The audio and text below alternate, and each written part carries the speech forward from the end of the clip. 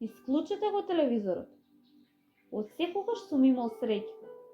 Во 2001 година се преселив во прекрасен нов стан во атинското предградие во Лигмани, тивко крајбрежно место. Токму такво ми требаше за да ги наполнам батериите и да добијам инспирација. Претплатата за кабелска телевизија заврши и дојде време да се обнови. Нешто однатре ми велеше да не ја обновувам. Го послушав гласот.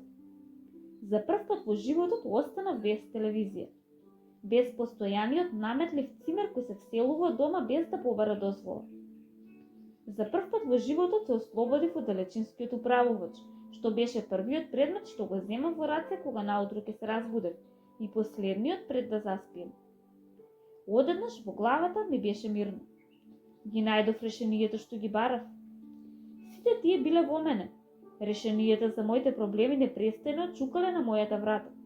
Но како можев да ги слушнам од вревата на телевизорот?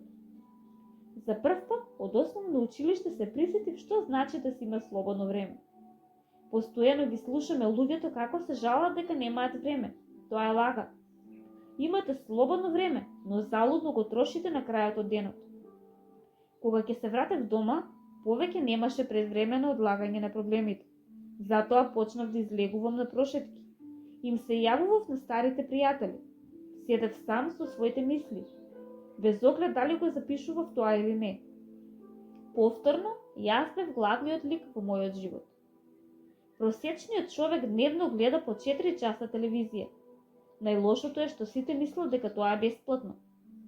Бескрајното гледање телевизија е вечини милиони. Цената што ја плаќате се мери со вашите соништа, вашите планови, инспирација, вашиот живот. Еден ден ќе се разбудите на 80 години и ќе се запрашате каде отишли. Сте се откашле од сеја, дури не сте ни забележали, а сега го барате, но предоцна е. Откако престанав да гледам телевизија, се стекнав со над 10.000 слободни часа. Ако го пресметаме тоа во денови, сум добил над 1500. Тоа се цели 6 години чисто злато. Ако мојот предлог делува крајно неостварливо, тогаш барем ограничете го времето за гледање телевизија.